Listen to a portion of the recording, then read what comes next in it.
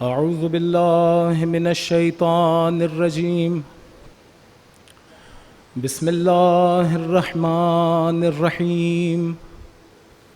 الحمد لله رب العالمين، والعاقبة للمتقين، والجنة للمطيعين، والنار للملحدين. ثم الصلاة والسلام على أشرف الأنبياء والمرسلين، شفيع المذنبين نبينا أبي القاسم محمد. اللهم صل على محمد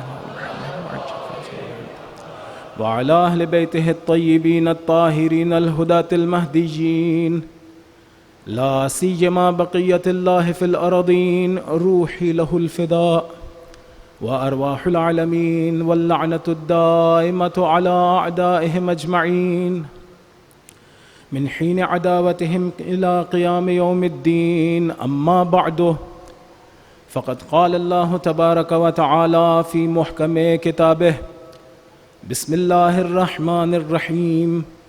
الرحمن علم القرآن، خلق الإنسان، علمہ البیان. صلوات پڑھ دیں محمد و آل محمد.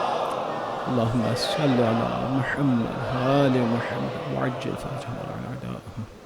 خداوند متعال کا نہایت شکر گزار ہوں کہ اس نے ہم سب کو یہ توفیق عنایت کی کہ اس کا اور اس کے پاک بندوں کا ذکر بجا لا سکے. خدا کی بارگاہ میں دعا ہے ہم سب کو خلوص عنایت فرمائے. ہمارے اور ذوی الحقوق کے رشتہ داروں بہن بھائیوں کے جو ہم سے ناراض ہیں یا ہم ہوئے، خدا سب کے خصوصاً ہمارے والدین کے، آباء و اجداد کے گناہان کبیرہ و صغیرہ کو معاف فرما. ہمارے آقا و مولا کی توجہ اور عنایات ہمیں عطا فرما. مولا اس عبادت کو، اس جیسی دیگر عبادتوں کو اپنی بارگاہ میں قبول و منظور فرما. ہمیں حقیقی عزادار سید الشہداء قرار فرما. وہ دعائیں جو مومنین کے دلوں میں اپنی بارگاہ میں قبول و منظور فرما.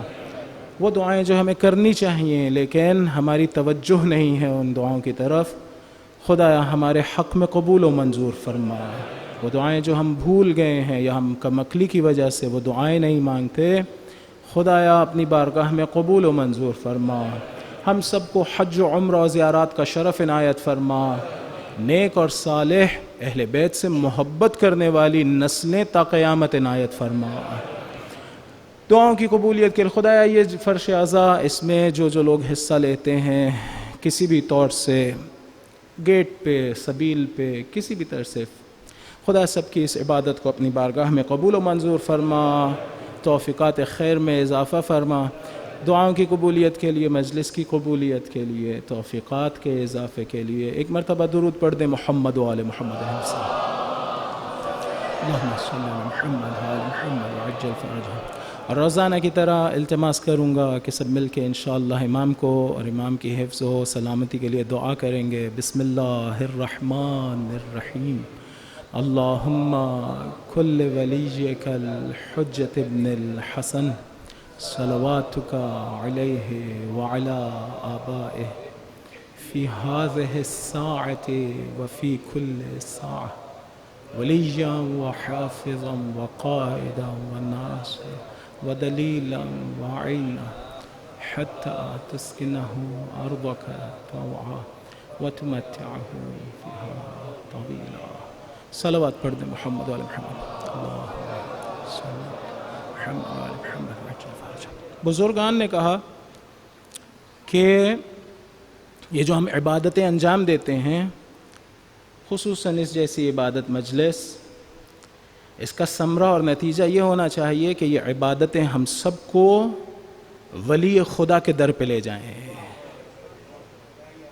ولی خدا کے در پہ چلے جائیں. ہم اگر ایک مجلس میں جانے کے بعد، وہاں سے نکلنے کے بعد میں محسوس نہ کروں کہ میرا رشتہ اور میرا تعلق ولی خدا سے مضبوط ہو گیا ہے اور پہلے سے بہتر ہے، تو پریشان ہو جانا چاہیے، یا میری نیت درست نہیں تھی یا کوئی اور سبب جو بھی. لیکن ثمرہ اس کا یہ نکلنا چاہیے، نتیجہ یہ نکلنا چاہیے کہ ہم ولی خدا کے در پہ چلے جائیں، ولایت سے ہمارا تعلق اور زیادہ مضبوط ہو جائے. جتنی بھی عبادتیں ہیں جو باعث پاکیزگی ہیں، اگر انہیں درست طور سے انجام دیا جائے تو اس پاکیزگی کا نتیجہ یہ نکلتا ہے کہ انسان ولی خدا کے قریب ہو جاتا ہے. اس لیے کہ ولی خدا پاکیزگی میں اعلیٰ ترین درجے پر فائز ہے. اگر ایک عبادت کو انجام دیا اور اس کے نتیجے میں پاکیزگی حاصل ہوئی تو حتماً آپ نے ایک فاصلہ طے کیا ہے اور ولی کے قرب میں چلے گئے ہیں. لہذا بعض عبادتوں کے بارے میں ہے کہ یہی فزیکلی طور پہ اور یعنی اسی دنیا میں رہتے ہوئے بعض احکام اس طرح کے ہیں کہ فرض کریں اگر آپ حج پہ گئے ہیں اور حج کے اعمال انجام دے دیے ہیں، فارغ ہو گئے ہیں، تو مستحب ہے کہ فوراً مدینے چلے جائیں. کیوں؟ اس لیے کہ حج نے آپ کو ولی خدا کے دروازے پہ لے جانا تھا. اس عبادت نے ولی خدا کے دروازے پہ لے جانا تھا. کیوں؟ تاکہ وہ ولی خدا آپ کو خدا تک لے جائے، تاکہ وہ ولی خدا آپ کو خدا تک لے جائے. خدا نے اس طرح سے بلایا ہے ہمیں، اس طرح سے ہمیں بلایا ہے اپنی طرف. امام صادق علیہ السلام کے ایک صحابی ہیں،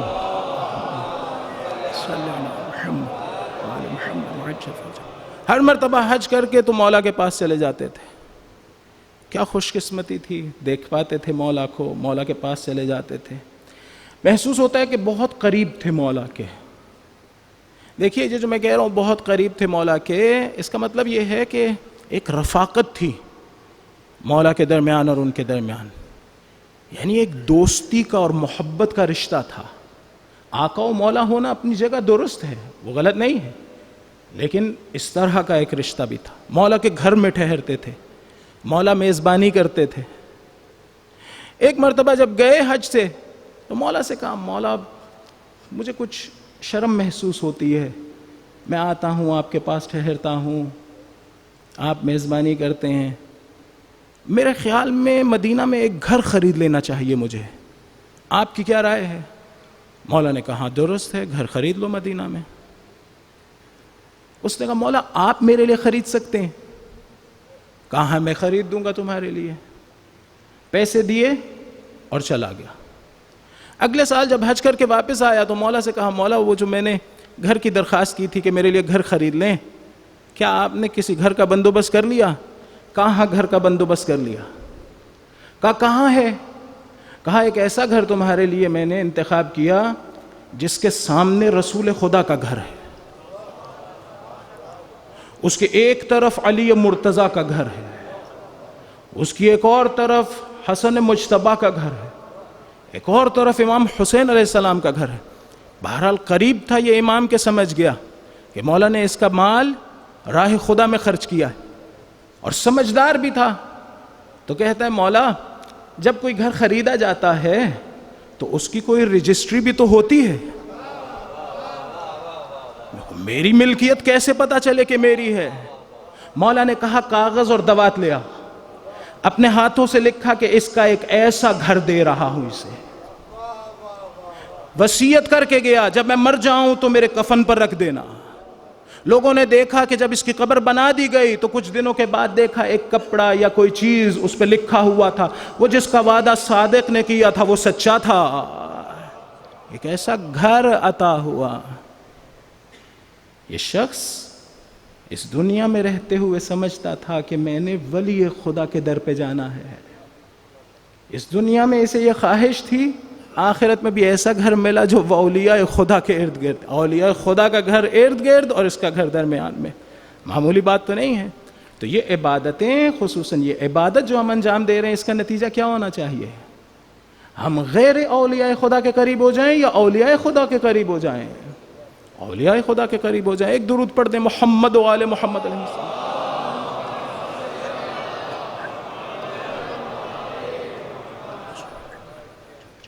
آپ یقین کر لیں اگر ہم ان دنوں میں کسی حد تک قرآن کے قریب ہو گئے اور ہماری توجہ ہو گئی قرآن کی طرف، تو یقین کر لیں بلا شبہ ہم ولی خدا کے قریب ہو جائیں گے.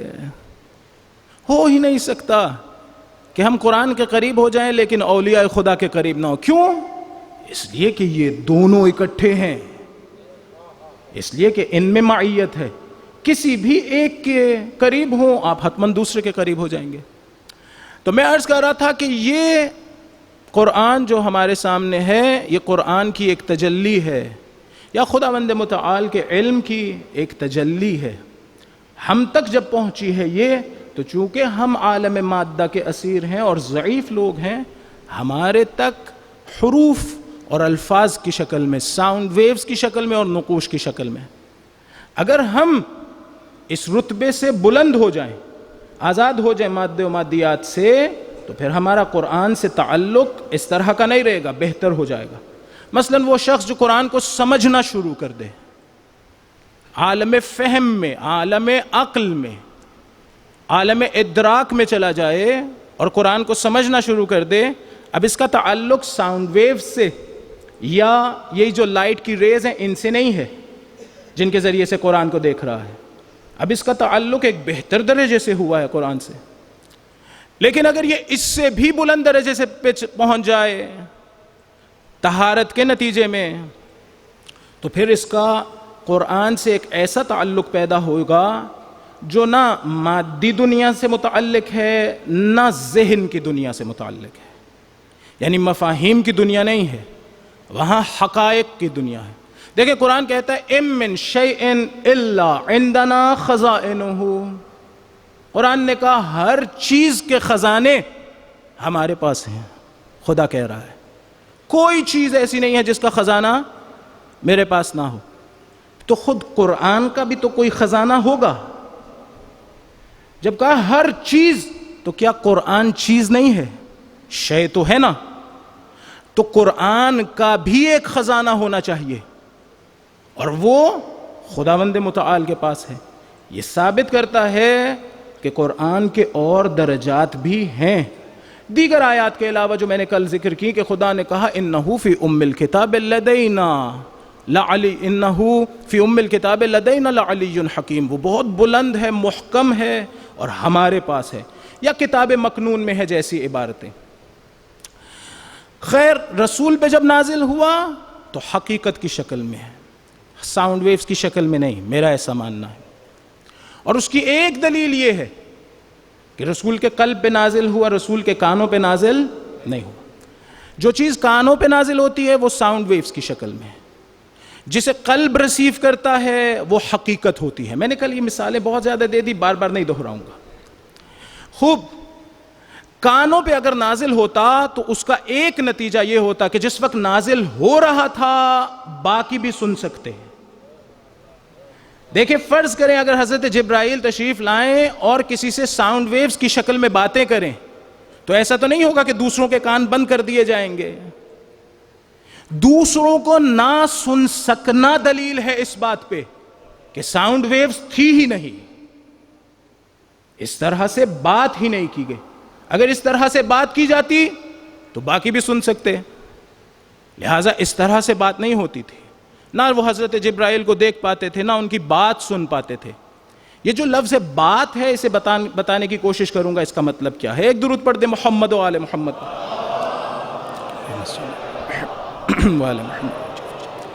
خیر پھر کس طرح سے نازل ہوا؟ قرآن نے خود بیان کیا کہ 3 طریقے ہیں قرآن کے نزول کے. وما کان لبشر ان یکلمہ اللہ، بشر خداوند متعال سے بات نہیں کر سکتا الا مگر یہ کہ وحین، یا خدا وحی کرے. اس وحین کا مطلب یہ ہے کہ ڈائریکٹ بات کرے، بغیر کسی واسطے کے بات کرے. ویسے لغت میں وحی کا مطلب ہے اشارہ سریعہ، اشارہ مخفیہ، چھپا ہوا اشارہ کرنا، سریع اشارہ کرنا. لیکن یہاں پر وحی سے مراد کیا ہے؟ چونکہ یہ 2 قسموں کے مقابلے میں ہے لہٰذا تیسری ایک قسم ہے. اگر اس یہاں پر لغوی مراد لیں تو 2 قسموں کے مقابلے میں نہیں آ سکے گا. وہ 2 قسمیں کیا ہیں؟ الا وحین، یا ڈائریکٹ خدا بات کرتا ہے، او من وراء حجاب، یا کسی چیز کے پیچھے سے بات کرتا ہے. کسی چیز کے پیچھے سے بات کرنے کا مطلب یہ نہیں ہے کہ مثلا ایک پردہ لگا ہوتا ہے، پیچھے خدا ہوتا ہے، وہ بات کر رہا ہوتا ہے اور آواز آ رہی ہوتی ہے. نہیں، خداوند متعال اپنی وحی کے لیے ایک جگہ کو مصدر کے طور پہ، مصدر نہیں، جائے ظہور کے طور پہ، جلوہ گاہ کے طور پہ استعمال کرتا ہے. جیسے حضرت موسیٰ سے بات کی تو درخت کو استعمال کیا, اس درخت کو خدا نے جائے ظہور کلام الہی قرار دیا. وہاں سے کلام الہی, درخت نہیں بات کر رہا تھا, بات خدا کر رہا تھا, لیکن کہاں پر ظاہر ہوئی تھی وہ بات؟ درخت میں.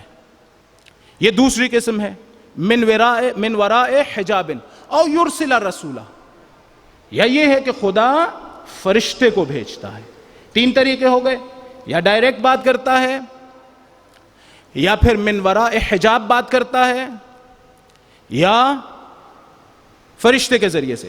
وہ جو میں نے ذکر کیا نزل بہ الروح الامین علی قلبک, یہ وہی تیسری قسم ہے کہ روح امین, وہ جو امانت دار فرشتہ ہے حضرت جبرائیل, وہ لے کے آتے ہیں, لیکن آپ کے قلب پر, آپ کے کانوں پر نہیں. لہٰذا کوئی نہیں سن سکتا سوائے رسول خدا کے. یعنی ایک خاص روح ہونی چاہیے, روح کی ایک خاص پاکیزگی ہونی چاہیے تعین کہ حضرت جبرائیل کے کلام کو سنا جا سکے. ہر کوئی نہیں سن سکتا, ہر کوئی نہیں سن سکتا. نہج البلاغہ اٹھا کے دیکھیے جناب امیر کیا کہتے ہیں. فرماتے ہیں ارا نور الوحی والرسالہ واشم ریح النبوہ, میں نور وحی و رسالت کو دیکھا کرتا تھا, میں نبوت کی خوشبو کو سونگھا کرتا تھا. امیر میرے مولا رسول کو دیکھنے کی بات نہیں کر رہے, یہ نہیں کہہ رہے میں رسول کو دیکھتا تھا, رسول کو تو باقی بھی دیکھ لیتے تھے. فرما رہے میں نور وحی و رسالت کو دیکھتا تھا, اور میں نبی کی نہیں نبوت کی خوشبو سونگھا کرتا تھا. نبی کی خوشبو ممکن ہے اس ناک سے, ان مشام سے سونگھی جا سکے, نبی کو ان آنکھوں سے دیکھا جا سکتا تھا. نبوت کو دیکھنے کے لیے یہ آنکھیں کافی نہیں ہیں, وہی آنکھیں چاہیے جن کے ذریعے سے خدا کو دیکھا جا سکتا ہو. وہی آنکھیں چاہیے جن کے ذریعے سے خدا کو دیکھا جا سکتا ہو. پوچھا علی تم نے کبھی خدا کو دیکھ کے عبادت کی ہے؟ کہا میں نے کبھی اندیکھے عبادت ہی نہیں کی ہے. وہ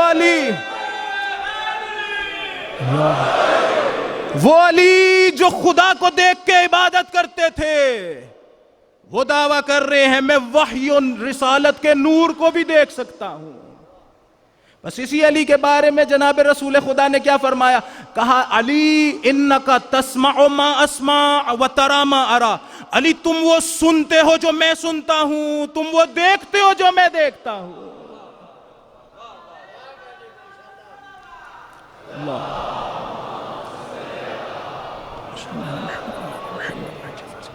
وہاں ان آنکھوں سے نہیں ہے,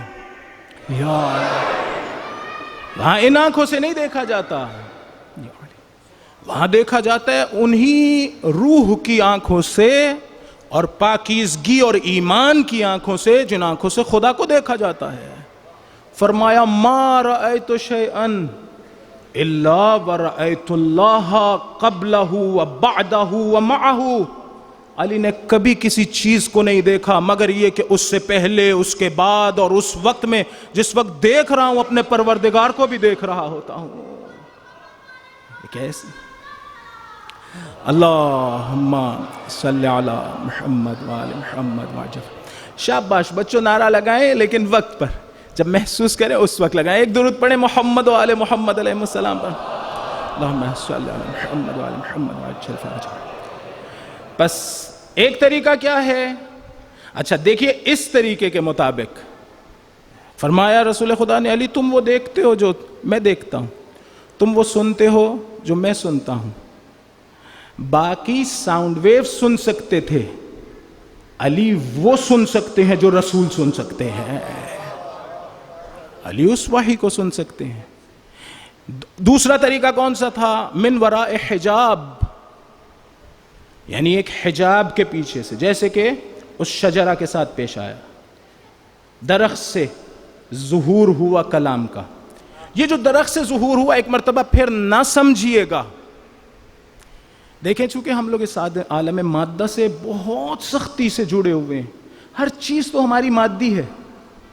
ہم سکولز, کالجز, یونیورسٹی میں جاتے ہیں, وہاں پہ بھی ہمیں مادہ اور مادیات کے پیچھے لگایا جاتا ہے. میں نہیں کہہ رہا ہوں, مقابلہ نہیں کر رہا ہوں مدرسے میں اور سکول یونیورسٹی میں, لیکن میں کہہ رہا ہوں جس طرح کی ہم زندگی گزارتے ہیں وہ اسی طرح کی ہے. ہر چیز ایکسپیرینس جب تک نہیں کر لیا ہم نے تب تک ایک چیز ہمارے لیے ثابت نہیں ہوتی, اس لیے کہ ہمارا انس بہت شدید ہے مادے و مادیات سے.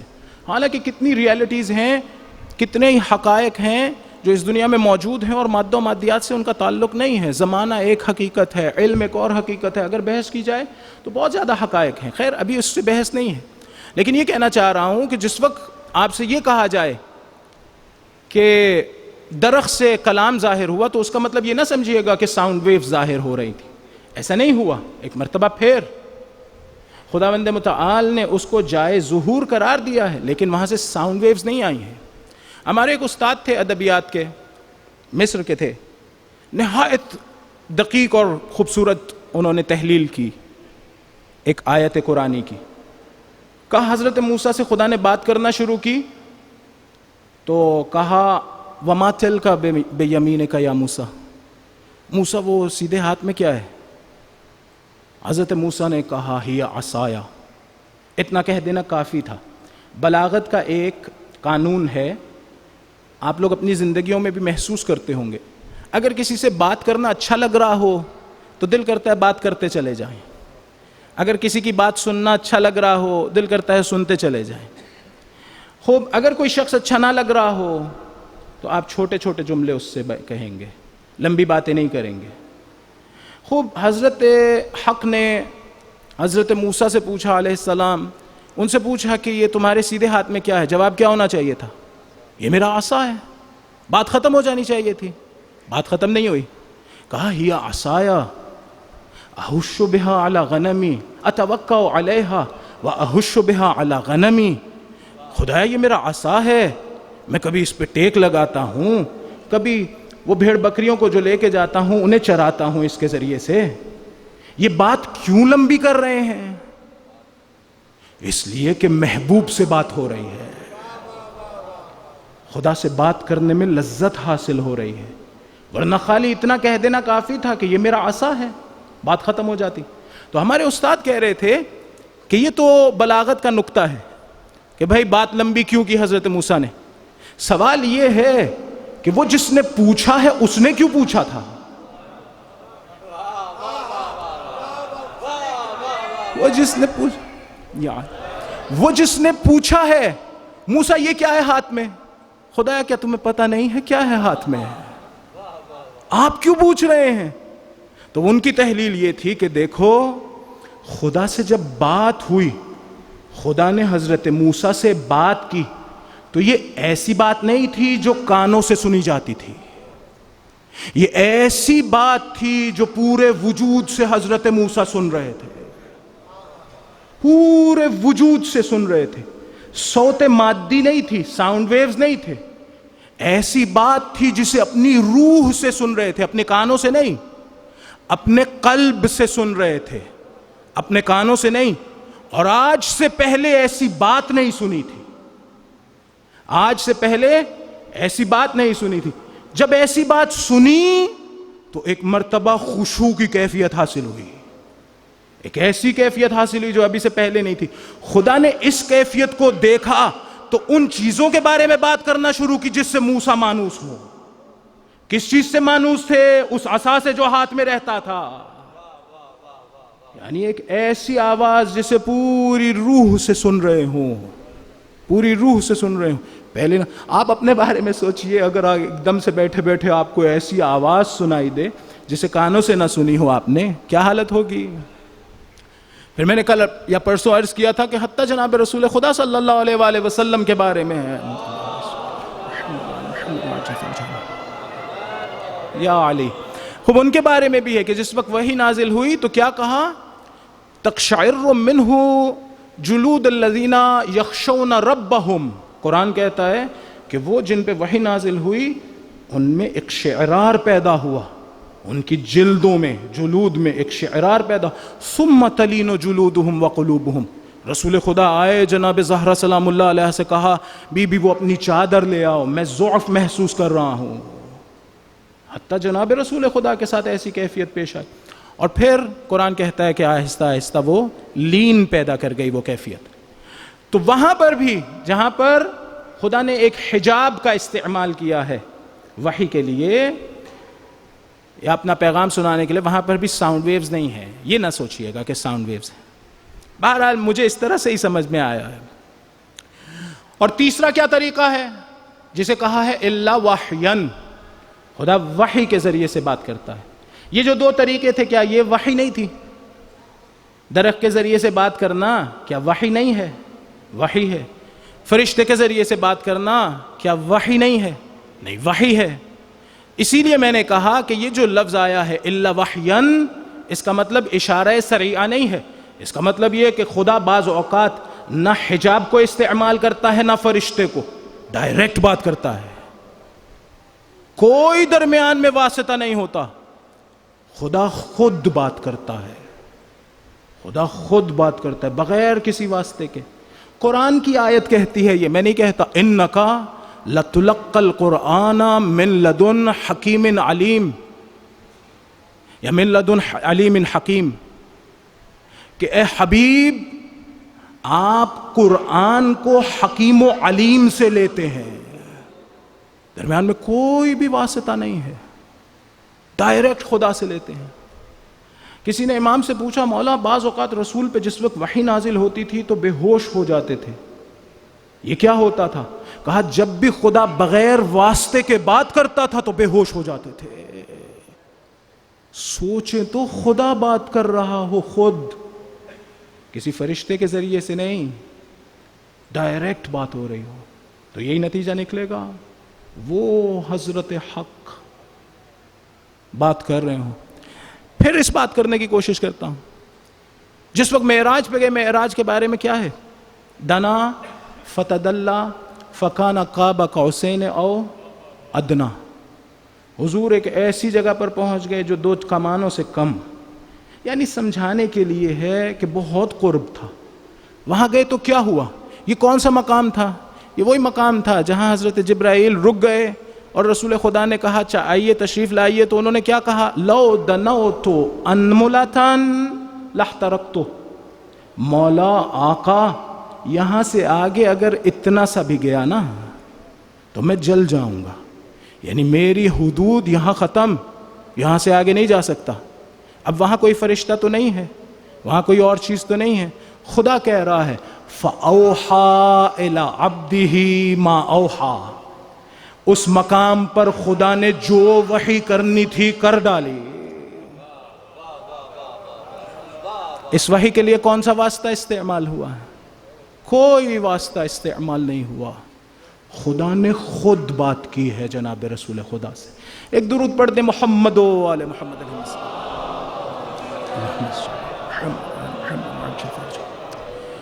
بس اب اگر یہاں تک آ گئے ہوں تو ایک سوال ذہن میں آتا ہے، وہ کیا ہے؟ وہ یہ اگر ایسا ہی ہے تو پھر یہ الفاظ کیسے آئے؟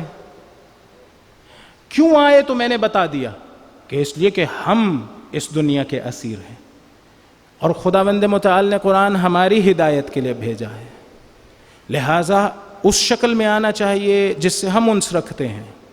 ہمارے استاد کہا کرتے تھے قرآن کا معجزہ ہونا اس جہت سے بھی ہے کہ وہ حقائق جن کا تعلق عالم مادہ سے نہیں تھا خدا نے انہیں مادی شکل میں بیان کر دیا. حقائق علم خداوند متعال کو خدا نے مادی شکل میں بیان کر دیا. بس یہاں پر سوال کیا ہے؟ یہاں سوال یہ ہے کہ اگر رسول خدا پہ حقائق نازل ہوئے تھے تو یہ الفاظ کہاں سے آئے؟ یا علی کیسے آئے یہ الفاظ؟ میں نے اس دن بھی عرض کیا تھا کہ رسول اگر نہ ہوتے تو قرآن ہم تک پہنچ ہی نہیں سکتا تھا، ممکن ہی نہیں تھا کہ قرآن پہنچے. کیوں؟ کیونکہ اصل قرآن اور خزانہ قرآن حقائق ہیں، ایک ایسی ہستی ہونی چاہیے جس کا ایک سرا وہاں ہو اور دوسرا عالم مادہ میں ہو، کہ خداوند متعال ان حقائق کو اس کے ذریعے سے الفاظ کی شکل میں بھیج دے. ورنہ حقائق حقیقی چیز ہوتی ہے، ریالٹی ہوتی ہے. ہماری لغت ریالٹی نہیں ہوتی ہے، ہماری لغت کنونشنل چیز ہے، آربیٹری ہے، قراردادی ہے. آپ نے کہا آئندہ سے میں اس فلوئڈ کو، اس مائع کو جو اس میں لکھا ہے اسے پانی بولوں گا. اگر کسی نے کہا ہوتا اسے شانی بولوں گا تو آپ وہ بول رہے ہوتے ہیں. قراردادی ایک چیز ہے. ایسا نہیں ہے کہ لفظ پانی کا اس سے کوئی ذاتی تعلق ہے، کوئی ذاتی تعلق نہیں ہے، کوئی ذاتی تعلق نہیں ہے. اگر ذاتی تعلق ہوتا تو جس کو یہ پتہ چلتا اسے اس کا نام بھی پتہ چل جاتا. ایک بحث ہے ہمارے ہاں اصول فقہ میں، ادبیات میں بھی یہ بحث ہے. خیر، معانی اور الفاظ کا تعلق قراردادی ہے. آپ کہتے ہیں آئندہ سے ہم اسے مائک کہیں گے، آئندہ سے اسے ہم انگوٹھی کہیں گے. ایک علاقے کے لوگ، ایک لغت والے اس طرح سے کر لیتے ہیں. لیکن حقائق اس طرح سے نہیں ہوتے ہیں. حقائق کا تعلق قراردادی نہیں ہوتا، کنونشنل نہیں ہوتا ہے. وہ حقیقت ہے، وہ حقیقت ہے، جیسی بنائی گئی ہے ویسی ہی ہے. جیسی اسے بننا چاہیے تھا ویسی بنی اور اس کے بعد وہ ویسی ہی ہے. خوب وہ حقائق ان قراردادی چیزوں میں تبدیل ہو جائیں، قراردادی الفاظ میں اور حروف میں اور ساؤنڈ ویوز میں تبدیل ہو جائیں، یہ معجزے سے کم ہے کوئی؟ یہ معجزے سے کم بات نہیں ہے. خوب کس کے ذریعے سے ہوا؟ رسول کے ذریعے سے. سوال یہ ہے کہ یہ الفاظ کس کے ہیں؟ یہ الفاظ کس کے ہیں؟ یہ الفاظ رسول کے ہیں یا خدا کے ہیں؟ یہ الفاظ کس کے ہیں؟ تو بعض لوگ سمجھتے ہیں کہ یہ الفاظ رسول کے ہیں، خدا کے نہیں ہیں. نہیں، ایسا نہیں ہے، ایسا نہیں ہے. دیکھیں، الفاظ سکھانے کے لیے بولنا ضروری نہیں ہوتا. آج تک ہم یہی سمجھتے رہے کہ الفاظ سمجھانے کے لیے، سکھانے کے لیے بولنا ضروری ہے. ایسا نہیں ہے، ضروری نہیں ہے. وہ خدا جو مفاہیم اور علوم ہمارے ذہن میں اتارتا ہے وہی ہے جو حروف ہمارے ذہن میں اتارتا ہے، وہی ہے جو کلمات ہمارے ذہن میں اتارتا ہے. کلمہ جب تک ذہن میں ہوتا ہے مادی نہیں ہوتا ہے. لفظ جب تک ذہن میں ہوتا ہے مادی نہیں ہوتا ہے، میٹا فزیکل ہوتا ہے. لیکن جیسے ہی بولا جاتا ہے تو مادی بنتا ہے. حضور کو نہ فقط حقائق کا علم دیا گیا، ان حقائق کو جن الفاظ میں بیان کرنا ہے وہ بھی بتایا گیا.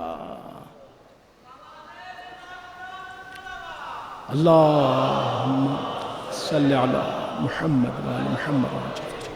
اور پھر حضور نے انہی الفاظ کے ذریعے سے اس قرآن کو ہم تک پہنچایا.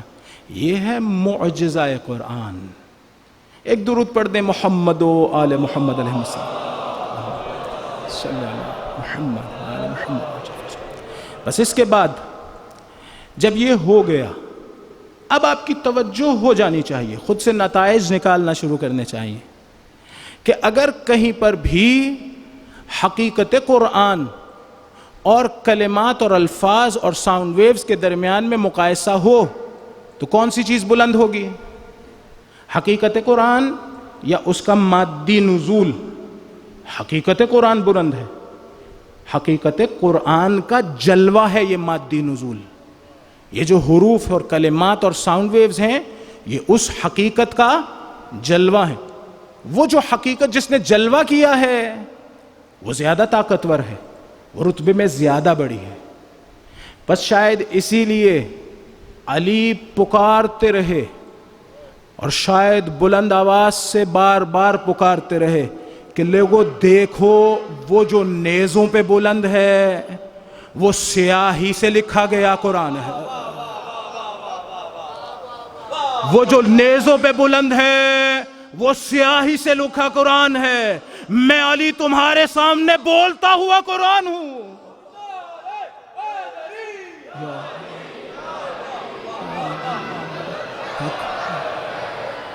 کہہ رہے میں وہ ہوں جس کے اندر حقیقت قرآن ہے، تم مجھے چھوڑ کے ادھر جا رہے ہو. لیکن اس وقت بھی شاید لوگ نہ سمجھ سکے اور دھوکہ کھا گئے. ایک درود پڑھ دیں محمد و آل محمد.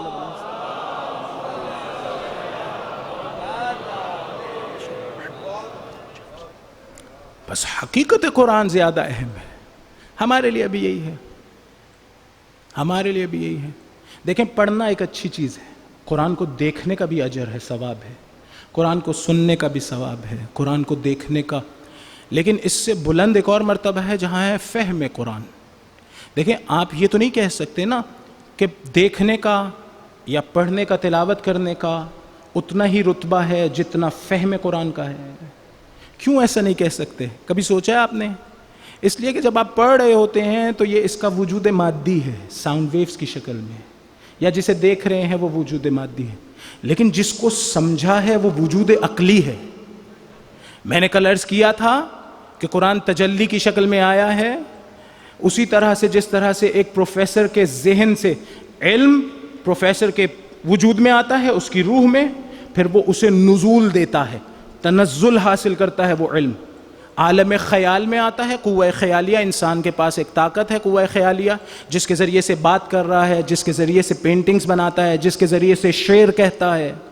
یہ طاقتیں ہیں انسان کے پاس قوہ خیالیہ. وہ پروفیسر اپنے علم کو قوہ عاقلہ سے نزول دیتا ہے قوہ خیالیہ میں، اس لیے تاکہ جان جائے کہ میں کیسے بات کروں، دوسروں کو کیسے سمجھاؤں. اور پھر اس کے بعد دوبارہ نزول دیتا ہے، ایک کاغذ پہ لکھ دیتا ہے یا وائٹ بورڈ پہ لکھ دیتا ہے یا الفاظ کی شکل میں بیان کرتا ہے. وہ بھی یہ کام کر رہا ہے. اور پھر جب کوئی اسے سنتا ہے تو پھر اس کا تعلق پہلے ساؤنڈ ویوز سے ہوتا ہے، لیکن ساؤنڈ ویوز کے بعد ممکن ہے اس کا تعلق عالم خیال سے ہو اور قوہ خیالیہ سے ہو، اور ممکن ہے کہ اس کا تعلق عالم عقل سے ہو اور اسے علم حاصل ہو. وہاں پر وہ بھی یہی کر رہا ہوتا ہے. ایک درود پڑھ دیں محمد و آل محمد علیہ السلام پر. اللہم صلی علی محمد و آل محمد وعجل فرجہم. علم جو ہے نا، علم ہم سمجھتے ہیں کہ یہ جو ہمارے سامنے لکھا ہوا کچھ ہے نا، یا ابھی جو آپ کو مادی آواز پہنچ رہی ہے، یہ علم کو تولید کرتی ہے، علم پیدا کرتی ہے. ایسا نہیں ہوتا. یہ مادی ہے، یہ ساؤنڈ ویوز مادی ہیں. مادی چیز میٹافزیکل چیز کو ایجاد نہیں کر سکتی، اس لیے کہ علت کو ہمیشہ معلول سے قوی ہونا چاہیے، رتبے میں بلند ہونا چاہیے. میٹافزیکل ریالٹی، علم میٹافزیکل ہے اور یہ ساؤنڈ ویوز فزیکل ہیں. یہ ساؤنڈ ویوز کبھی بھی میٹافزیکل ریالٹی یعنی علم کو ایجاد نہیں کر سکتے.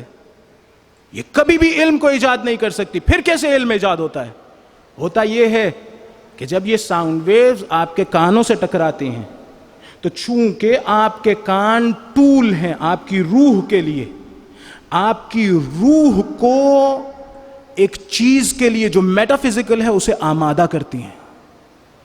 یہ ساؤنڈ ویوز جیسے ہی آمادہ ہوتی ہیں خدا کی طرف سے علم کا نزول ہوتا ہے، آپ عالم ہو جاتے ہیں کسی بات کے. یہ ایک بحث ہے فلسفے کی. بہرحال ایک درود پڑھ دیں محمد و آل محمد علیہ السلام. ایک اور درود پڑھ دیں محمد و آل محمد علیہ السلام. تو میں عرض کر رہا تھا کہ ان کو پھر نزول ملا اور اس شکل میں آ گئی، الفاظ کی شکل میں. خوب، میں نے یہ بھی عرض کیا تھا کہ اب اگر میں ان حقائق بالا سے تعلق پیدا کرنا چاہتا ہوں تو کیا کرنا پڑے گا؟ مجھے یہیں سے شروع کرنا پڑے گا، اسی قراءت سے، اسی تلاوت سے، اسی سماع سے یا استماع سے مجھے شروع کرنا پڑے گا. ایک اور مرحلے پہ جاؤں گا. اس مرحلے کا نام کیا ہے؟ فہم. میں قرآن کو سمجھنا شروع ہو جاؤں. جب سمجھنا شروع ہو جاؤں گا پھر کیا کروں؟ ابھی بھی جس وقت میں فہم کر رہا ہوں قرآن کا تو کون سے عالم میں ہوں؟ عالم فہم میں، عالم عقل میں. ابھی بھی حقائق تک تو نہیں پہنچا. حقائق تک کیسے پہنچوں گا وہ بتلائیں.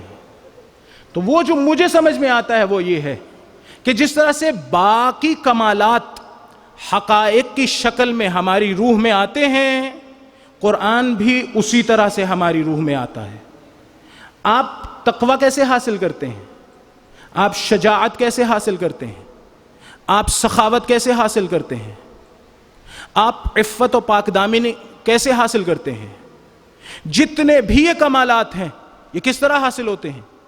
اگر کوئی شخص ایک مرتبہ سخاوت والا کام کرے تو آپ اسے سخی نہیں کہہ سکتے، کہیں گے اس نے سخاوت والا عمل انجام دیا ہے، اسے سخی نہیں کہیں گے۔ ایک مرتبہ بہادری کرے زندگی میں، ایک مرتبہ، تو آپ یہ نہیں کہیں گے یہ بہت بہادر ہے، آپ کہیں گے اس نے بہادری والا کام کیا ہے۔ اگر عفت و پاک دامنی والا کام ایک مرتبہ کرے تو آپ اسے نہیں کہیں گے کہ یہ بہت پاک دامن اور عفیف ہے، ایسا نہیں ہے۔ لیکن اگر ایک شخص بار بار عفت والا کام کرتا رہے، بار بار سخاوت والا کام کرتا رہے، بار بار تقوی والا کام کرتا رہے، بار بار زہد والا کام کرتا رہے، تو کیا ہوگا؟ یہ بار بار عمل کو انجام دینے کے نتیجے میں یہ ریئلٹیز، یہ کمالات اس کی روح کا حصہ بن جائیں گی، اس کی روح میں شامل ہو جائیں گی۔ کوئی شخص بار بار سچ بولتا رہے تو سچائی ایک حقیقت کی شکل میں اس کی روح کا حصہ بنے گی۔ اگر کوئی بار بار تقوی والا عمل کرتا رہے، اپنے آپ کو گناہوں سے بچاتا رہے، تو تقوی ایک میٹا فزیکل ریالٹی، ایک ایبسلیوٹ ریالٹی، ایک مجرد ریالٹی، غیر مادی ریالٹی کی شکل میں اس کی روح کا حصہ بن جائے گا۔ اگر کوئی شخص بار بار شجاعت کرتا رہے تو شجاعت ایک ریالٹی کی شکل میں اس کے وجود کا حصہ بن جائے گا۔ کس چیز کا حصہ؟ جسم کا۔ جسم کا نہیں بنتا۔ کوئی بھی دنیا میں ایسا شخص ہے جس کا جسم بہادر ہو، کوئی بھی دنیا میں ایسا شخص ہے جس کا جسم متقی ہو؟ نہیں۔ بار بار عمل کے نتیجے میں یہ کمالات روح میں داخل ہوتے ہیں اور روح کو ایک شکل دیتے ہیں۔ جس طرح جسم کی شکل کو خلق کہتے ہیں، اسی طرح روح کی شکل کو خلق کہتے ہیں، اور خلق کی جمع ہے اخلاق۔ اچھے اخلاق ہونا یا برے اخلاق ہونے کا مطلب یہ ہے کہ کوئی عمل آپ نے اس قدر تکرار سے انجام دیا ہے کہ وہ ایک میٹا فزیکل ریالٹی کی شکل میں، ایک مجرد حقیقت کی شکل میں آپ کی روح میں داخل ہو گیا اور آپ کو ایک شکل دے چکا ہے۔ آپ دیکھنے پہ قادر نہیں ہیں، آپ کی روح کی شکل بن گیا ہے۔ خود قرآن اگر کوئی چاہتا ہو کہ اس کی روح میں داخل ہو جائے تو شاید یہی کام کرنا پڑے گا۔ کیا؟ آیات قرآن اور تعلیم قرآن پہ اس طرح سے عمل کرتا رہے کہ ایک وقت وہ آئے کہ وہ حقائق جنہیں قرآن بیان کر رہا ہے اس کی روح میں داخل ہو جائے۔ یہ خود انسان قرآنی ہو جائے گا، یہ خود اس مقام پہ پہنچ جائے گا جہاں اس کے وجود میں قرآن ہے، اس کے فہم میں قرآن ہے نہیں۔ میں پھر سے دہراؤں گا، کیا کہا تھا اقبال نے؟ یہ راز کسی کو نہیں معلوم کہ مومن قاری نظر آتا ہے حقیقت میں ہے قرآن۔ اس کے وجود میں قرآن آ جائے گا، قرآن اس کا جز بن جائے گا۔ ایسی عجیب ہے یہ ہماری روح، جب اس میں تقوی آتا ہے، جب اس میں شجاعت آتی ہے، جب اس میں علم آتا ہے، عفت آتی ہے، جتنے کمالات آتے ہیں، تو اس وقت کیا ہوتا ہے؟ روح کا کچھ حصہ علم ہوتا ہے، کیا کچھ حصہ زہد ہوتا ہے، کچھ حصہ سخاوت ہوتا ہے، کچھ حصہ عفت ہوتا ہے؟ نہیں، وہ روح ایک میٹا فزیکل مجرد چیز ہے، مادی نہیں ہے۔ وہ پوری کی پوری عالم ہوتی ہے، وہ پوری کی پوری زاہد ہوتی ہے، وہ پوری کی پوری سخاوت ہوتی ہے، وہ پوری کی پوری قرآن ہوگی، لیکن شدت قرآن مختلف ہوگا۔ کسی میں تھوڑا سا قرآن آئے گا، کسی میں پورا قرآن آ جائے گا۔ کسی کی روح، دیکھیے اگر ایک شخص ایسا ہو جس نے قرآن کی آیت آیت پر عمل کیا ہو اور اس طرح عمل کیا ہو کہ مسلسل کرتا رہا ہو، قرآن اس کے وجود کا حصہ ہو جائے گا نا۔ قرآن اس کے، اسی لیے رسول پاک کے بارے میں کیا خلقہ القرآن، ان کی روح کی شکل وہی تھی جو قرآن کی ہے، یہ مادی وجود نہیں، حقیقت قرآن۔ ایک درود پڑھ دے محمد و آل محمد، ایک اور درود پڑھ دے محمد و آل محمد۔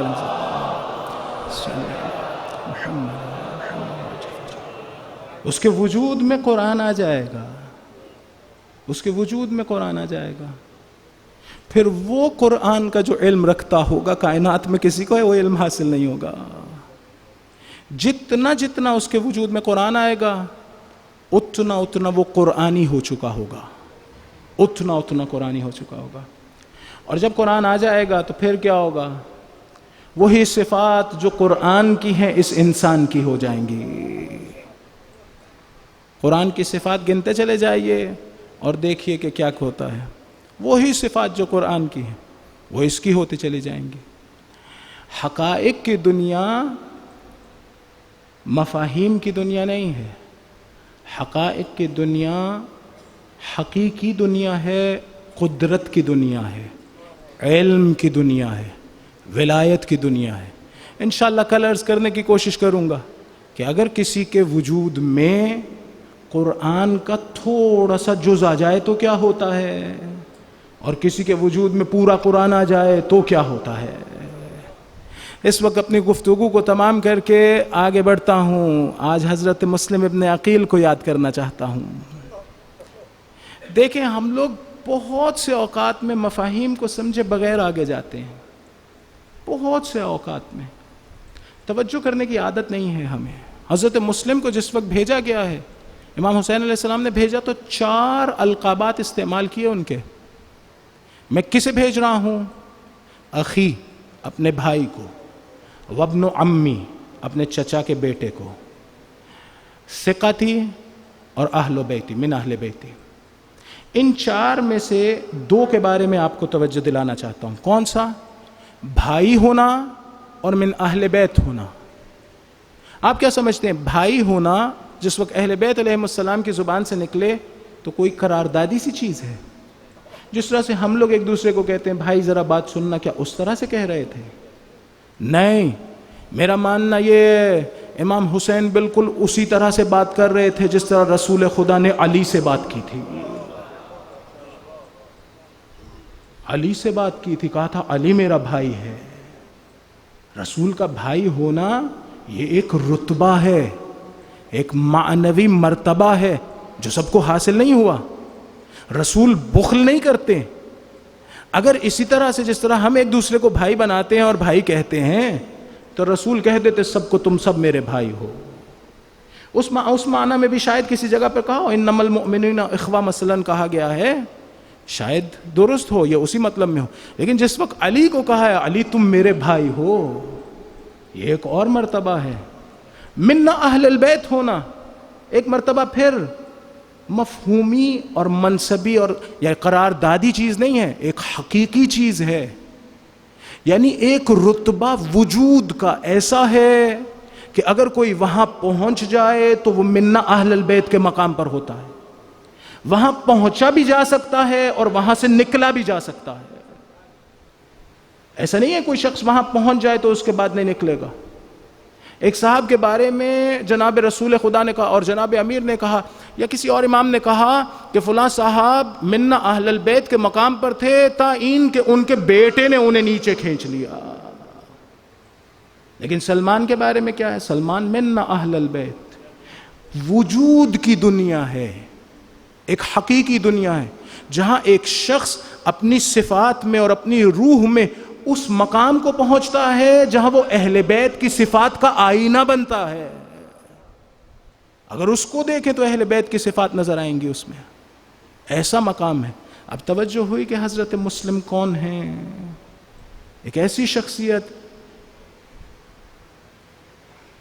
جنہیں امام حسین کہہ رہے ہیں میرا بھائی ہے، ایک ایسی شخصیت جسے کہہ رہے ہیں اہل بیت میں سے ہے۔ حضرت علی اکبر علیہ السلام کے بارے میں ہے، زیارت رجب کے مہینے کی ایک زیارت ہے، وہاں پر یہ لکھا ہے حضرت علی اکبر علیہ السلام کے بارے میں کہ اہل البیت میں سے ہیں۔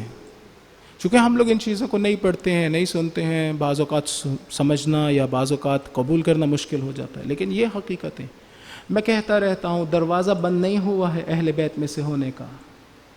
آپ سمجھتے ہیں کہ امام علی علیہ السلام رسول خدا صلی اللہ علیہ وآلہ وسلم اس لیے آئے تھے کہ فقط حضرت سلمان کو من اہل البیت تک لے جائیں، اس کے بعد دروازہ بند کر دیا، اب کوئی نہیں آ سکتا؟ وہ اس کے مظہر ہیں جو فیاض علی الاطلاق ہے، ان کے ہاں کوئی بخل نہیں ہے۔ مجھ میں خواہش ہو وہ بننے کی اور عمل کروں تو کیوں نہیں بن سکتا؟ بن سکتا ہے۔ کوئی بعید نہیں ہے کہ جس وقت امام ظہور فرمائیں تو ابھی موجود بعض علماء کے بارے میں کہیں یہ بھی من اہل البیت ہے، یہ بھی من اہل البیت ہے، یہ بھی من اہل البیت ہے۔ ابھی ظہور نہیں فرمایا ہے تو ہم پہچان نہیں پاتے ہیں، لیکن کوئی بعید نہیں ہے، ایسے بڑے بڑے اولیاء گزرے ہیں، دروازہ بند نہیں ہوا، یہ کہنا چاہتا ہوں۔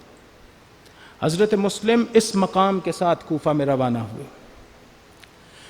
جس وقت کوفہ پہنچے 18,000 لوگوں نے بیعت کی حضرت مسلم کے ہاتھ پر۔ 18,000 لوگوں نے، تھوڑی تعداد ہے، آج کل کا زمانہ نہیں تھا وہ، اس زمانے میں 18,000 لوگ ایک حکومت کو گرانے کے لیے کافی تھے۔ 18,000 بیعت کر چکے ہوں۔ ایک وقت وہ آیا کہ حضرت مسلم نے دارالامارہ کا محاصرہ کیا، 4,000 لوگوں نے محاصرہ کیا تھا۔ 4,000 جنگجو کوئی چھوٹی بات ہے، لیکن عبید اللہ ابن زیاد جانتا تھا کہ ان لوگوں کو کیسے واپس لوٹانا ہے، کسی کو ڈرا کے، کسی کو دھمکا کے، کسی کو لالچ دے کے، ان کے قبیلوں کے بڑوں کو اپنے پاس اغوا کر کے۔ میں مقتل کی کتاب دیکھ رہا تھا کہ مغرب کے وقت تک حضرت مسلم کے ساتھ فقط 30 لوگ رہ گئے تھے، فقط 30 لوگ۔ اگر دنیا کی محبت دل سے نہ نکلے تو مسلم جیسے کا ساتھ چھوڑ دیتے ہیں لوگ۔ جس وقت مغرب کی نماز پڑھ کے نکل چکے، ایک مقام پر پہنچے تو 10 لوگ رہ گئے، تھوڑے آگے گئے تو وہ بھی چلے گئے۔ مسلم تنے تنہا کوفہ کی گلیوں میں، ایک گلی میں پہنچے تو ایک بی بی اپنے بیٹے کا انتظار کر رہی تھی، دروازے پہ کھڑی تھی۔ حضرت مسلم گئے، حضرت مسلم نے کہا اے بی بی تھوڑا سا پانی پلا دو، پیاسے ہوں گے حضرت مسلم، تنے تنہا غریب الوطن۔ وہ بی بی پانی لے کر آئی، کوزہ رکھنے واپس گئی، جب دوبارہ آئی بیٹے کا انتظار کر رہے تھے، دیکھا مسلم وہیں کھڑے ہیں۔ کہا تم گئے کیوں نہیں؟ اچھی بات نہیں ہے کہ تم میرے گھر کے سامنے کھڑے ہو۔ مومنہ تھی نا۔ حضرت مسلم خاموش رہے۔ کہا میں راضی نہیں ہوں تم یہاں پر کھڑے ہو۔ یہ جو لفظ ہے نا، میں راضی نہیں ہوں یہاں پر کھڑے ہو، اس کا مطلب ایک دیندار آدمی سمجھ سکتا ہے کہ ایک دوسرا مومن راضی نہ ہو ایک کام پر اور پھر بھی ہم کرتے رہیں۔ حضرت مسلم نے کہا میں کہاں جاؤں، میں تنہا ہوں یہاں پر، میرا کوئی گھر نہیں ہے، میں مسلم ابن عقیل ہوں۔ کہا تم مسلم ہو، آؤ اندر آ جاؤ۔ وہ بھی مسلم کو اندر لے گئی، ایک کمرے میں جگہ دی، فرش بچھایا ہوگا، کھانا پیش کیا۔ حضرت مسلم نے کھانا نہیں کھایا، کہا میں نے رات کو علی مرتضیٰ کی زیارت کی تھی، کہہ رہے تھے مسلم ہمارے پاس آنے والے ہو۔ اس بی بی کا بچہ جس وقت لڑکا جب گھر آیا تو اس نے دیکھا کہ یہ بی بی بار بار ایک کمرے میں جا رہی، پوچھا کیا ہے یہاں پر، کون ہے؟ اس نے چھپانا چاہا لیکن اس نے اصرار کیا تو بتا دیا۔ کمزور ایمان کا یہ مالک تھا۔ ایک مرتبہ گیا اور ابن زیاد کو خبر دی، ابن زیاد نے لشکر بھیجا۔ جیسے ہی حضرت مسلم نے گھوڑوں کی ٹاپوں کی آواز سنی، ایک مرتبہ آمادہ ہوئے، زرہ پہنی، تلوار اٹھائی، باہر نکلے۔ بی بی نے کہا نہ جاؤ، اس نے کہا نہیں۔ بعض لوگوں نے کہا اس لیے گھر سے باہر جا رہے تھے کہ اس بی بی کے گھر میں لڑائی نہ ہو، اس بی بی کے گھر میں۔ بالآخر خواتین کے سامنے لڑائی ہونا یہ مشکل بات ہے، خواتین کے سامنے۔ کیا غیرت مند آدمی ہے حضرت مسلم، لیکن وہ ظالم گھر کے اندر داخل ہوئے، گھر کے اندر لڑائی ہوئی تو مسلم نے کیا کیا، زور سے ان لوگوں کو باہر نکالا۔ اب گلی میں لڑائی ہو رہی ہے، کوچوں میں لڑائی ہو رہی ہے، مسلم تلوار چلا رہے۔ کون ہے مسلم؟ مسلم ابن عقیل، علی کا بھتیجا۔ جب لوگ زخمی ہو کے جاتے رہے اور عبید اللہ ابن زیاد کو خبر پہنچی تو اس نے کہا میں نے تمہیں ایک بندے کو پکڑنے کے لیے بھیجا ہے، یہ دوبارہ لشکر کیوں چاہیے؟ جواب کیا ملا؟ کہا تم سمجھ رہے ہو کسی بقال کو پکڑنے کے لیے بھیجا ہے؟ یہ علی کا بھتیجا ہاشمی جوان ہے۔ جب نہیں پکڑ سکے نا حضرت مسلم کو تو کیا کیا؟ چھتوں سے آگ اور پتھر مارنا شروع کر دیے۔ میں کہوں گا مسلم، آپ پہ آگ اور پتھر برسائی جا رہی ہے نا، لیکن آپ کے ساتھ آپ کی بیویاں تو نہیں ہیں نا؟ آؤ ذرا شام کے بازار میں آؤ، دیکھو حضرت سید سجاد کے ہاتھ بندھے ہوئے ہیں، بیویاں بغیر چادروں کے ساتھ ہیں اور لوگ آگ برسا رہے ہیں۔ امام زین العابدین علیہ السلام نے اپنا نوحہ خود پڑھا، کہا میرے ہاتھ بندھے ہوئے تھے، میرے سر پہ آگ آ کے گری، میں بجھا نہیں سکتا تھا۔ اجرکم علی اللہ۔ حضرت مسلم تھک رہے ہیں۔ دو قسم کے جملے ہیں، ایک نے چھپ کے نیزہ مارا، مسلم زمین پہ گر گئے۔ بعض نے کہا نہیں، امان کا جھانسا دیا اور مسلم کو پکڑ لیا۔ مسلم کو پکڑ کر لے کر گئے دار الامارہ کے سامنے۔ تھک گئے ہوں گے نا، پیاس لگ رہی ہوگی، دیکھا ایک شخص کے ہاتھ میں ٹھنڈا پانی ہے، کہا تھوڑا سا پانی پلا دو۔ کسی نے جسارت کی، ایک اور شخص نے لا کے پانی دیا۔ ایک مرتبہ پانی پینا چاہتے تھے کہ خون کی کچھ بوندیں گر گئی، پانی تبدیل کیا گیا، پھر ایسا ہی ہوا۔ جب تیسری مرتبہ کوزہ اٹھایا نا تو 2 دانت شہید ہو کے گر گئے۔ مسلم سمجھ گئے کہ میں پیاسا ہی جاؤں گا۔ مسلم آپ 1 دن کے پیاسے ہیں نا، آپ کا مولا 3 دن کا پیاسا مارا گیا۔ ایک مرتبہ داخل ہوئے قصر امارہ میں، کسی نے کہا تم نے امیر کو سلام کیوں نہیں کیا؟ کہا یہ میرا امیر نہیں ہے۔ کیا کہہ رہے تھے؟ میرا امیر وہ ہے جسے میں نے خط لکھ کر بلایا، جو بیویوں کے ساتھ آ رہا ہے۔ عبید اللہ ابن زیاد نے کہا تیار ہو جاؤ قتل ہونے کے لیے۔ مسلم نے کہا میں وصیت کرنا چاہتا ہوں۔ عمر سعد آگے بڑھا، عمر سعد کو 3 وصیتیں کی۔ پہلی وصیت کیا تھی؟ عمر سعد میں کوفہ میں رہتے ہوئے مقروض تھا 600 یا 700 درہم کا، یہ میری زرع بیچنا، یہ چیزیں بیچ کے میرا قرض اتار دینا۔ کیا سکھلا رہے تھے ہمیں کہہ رہے تھے کسی کا مال کھا کے اس دنیا سے نہ جانا۔ دوسری وصیت کیا تھی؟ کہا عمر سعد میں نے حسین کو خط لکھ کر بلایا ہے، وہ بیٹیوں کے ساتھ آ رہا ہوگا، تو ایک خط لکھ دے، حسین سے کہو کہ کوفہ کے لوگ بے وفا ہیں۔ تیسری وصیت کیا تھی؟ عمر سعد جب مجھے قتل کر دیا جائے نا تو اس کوفہ میں میرا تو کوئی نہیں رہا، عمر سعد تو آگے بڑھ کے میری لاش دفن کر دینا۔ دار الامارہ پر لے کے جایا گیا، گردن اڑائی گئی، اوپر سے نیچے پھینکا گیا۔ ادھر امام حسین علیہ السلام ایک مقام پر پہنچے، 2 لوگوں کو آتے ہوئے دیکھا، کسی کو بھیجا کہ بلا لاؤ۔ وہ لوگ آئے، پوچھا کیا خبریں ہیں کوفہ کی؟ کہا مولا ذرا سائیڈ پہ آ جائیے۔ مولا نے کہا نہیں یہی بتاؤ۔ کہا جس وقت ہم نکلے تو کوفہ کی گلیوں میں مسلم و ہانی کی لاش پھیرائی جا رہی تھی۔ ایک مرتبہ مولا پکارے اے بہن زینب، وہ مسلم کی بیٹی کو ذرا بلانا۔ ایک مرتبہ بیٹی آئی، شفقت سے ہاتھ پھیرا ہوگا، ارے زینب اب میری بیٹی کا زیادہ خیال رکھنا۔ میں کہوں گا کاش یہ منظر حسین کی بیٹی نے نہ دیکھا ہو، سوچتی ہوں گی کسی کا بابا مر جائے اس کے سر پہ ہاتھ رکھا جاتا ہے۔ میں کہوں گا اے مسلم، آپ جب جا رہے تھے قصر امارہ پہ آپ کا سر اڑایا گیا، لیکن آپ کے ذہن میں اطمینان ہوگا ارے میرے مرنے کی خبر جب میرے آقا کو ملے گی اور میری بچی کو بلا کے پیار کریں گے۔ آؤ ذرا حسین کا دل دیکھو، ارے خیمے سے جاتے وقت ذہن میں آتا ہوگا میں جاؤں گا، لوگ آگ لے کر آئیں گے، میری بیویوں کے خیموں میں آگ لگے گی، میری چھوٹی سی بچی صحرا میں نکلے گی، کوئی بالیاں کھینچے گا، کوئی تماچے۔ وَسَيَعْلَمُ الَّذِينَ ظَلَمُوا أَيَّ مُنْقَلَبٍ يَنقَلِبُونَ عَلَى لَعْنَةُ اللَّهِ عَلَى الْقَوْمِ مَاتَ مَعَ حُسَيْنٍ۔